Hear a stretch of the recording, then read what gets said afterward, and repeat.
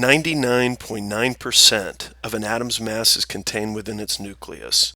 Now, there's numerous particles found in the nucleus, but nuclei can be described by considering only two particles, protons and neutrons.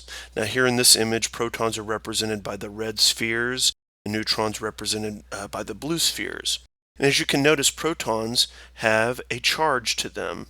Each proton has a +1 charge. And neutrons, on the other hand, just as their name implies, are neutral. Together, they're referred to as nucleons. Nucleons. So nucleons are comprised of both protons plus neutrons. And the charge of an atom is solely based on the number of protons. Both protons and neutrons essentially have the same